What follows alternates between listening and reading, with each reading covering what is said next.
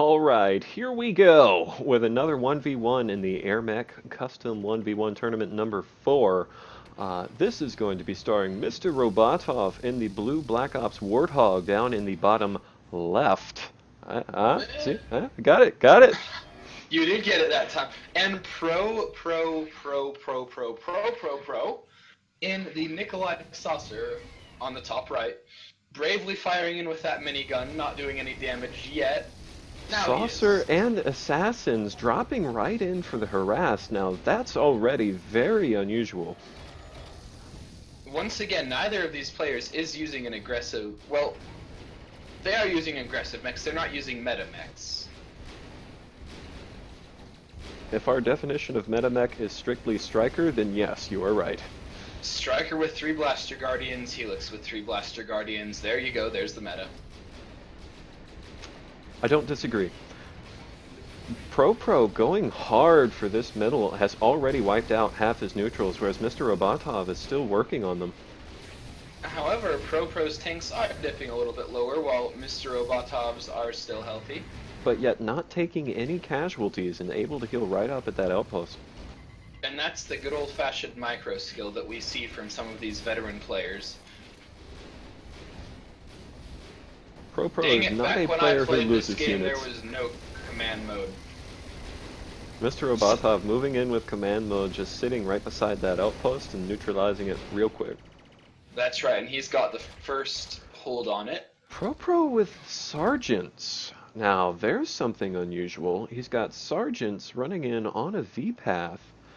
Where does that go? There's only 4 of them with no supporting creeps. So he's just trying to get them to the top left. Now, MrRobotov does spy those and get started on killing them, dropping sergeants on the corners. Destroy 3 of them. Okay. What on earth is this harass? I'm not sure. With the sergeant fort drop, getting mighty low health, doing a surprising amount of damage for some cheap infantry. No kidding. Almost getting the Mr. neutralizing, Robotov. but hightails it out of there before he gets killed. That's right, MrRobotov is responding, building a handful of rebels at his base. We've never seen anyone accumulate rebels at their fort before. In fact, the most surprising part about this game is that ProPro does not have rebels in his loadout. ProPro trying to abduct the T-99 and then remembering he hasn't put any points into abduct yet. That would seem to be the case. However, MrRobotov trying to kill it, succeeding before getting killed himself. Takes out the T-99 and goes down. Going down. As someone very near and dear to our hearts would say. And ProPro looks like he does plan to take down this outpost himself. Continuing to press that harass. There is some sort of pathing glitch that makes the rebels spastically go to the top corner of that fort. That's something interesting we'll have to note to the map maker.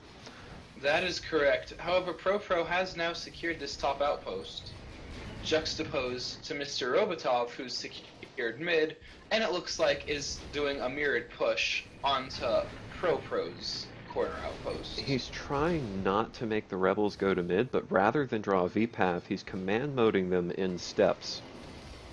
And that is something that we see from a lot of these ProPro with triple seeker on this outpost, trying to keep MrRobotov from really getting that Warthog support fire in, but those seekers do go down to that mass rebel fire, leaving the Warthog to just have its way here. And, of course, due to the tankiness of the Warthog, despite taking quite a bit of fire, it's still alright. And ProPro is pushing out on a V-path. ProPro with multiple V-paths just around. What he's trying to do here is he's trying to get the path close enough to the top left so that when they reach the end of the path, they'll follow to that outpost rather than the center one. That is correct, and why he would do that instead of just making a path all the way is beyond me, but it looks like they are going somewhere.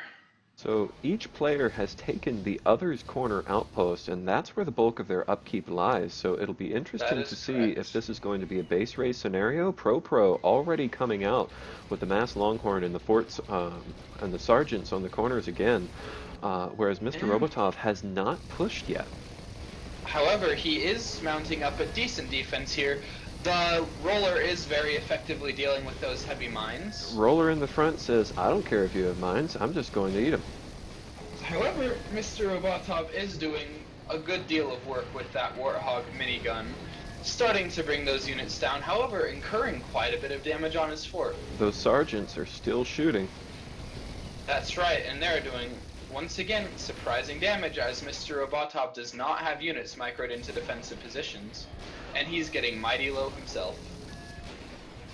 But ProPro does not have much of a follow-up here. That was sort of an all-in. He's got a pile of sergeants back at his fort, and it looks like he's been cranking out assassins nonstop. So it looks like he's going to try some sort of stealth attack here. The sergeants might give it away. We'll see.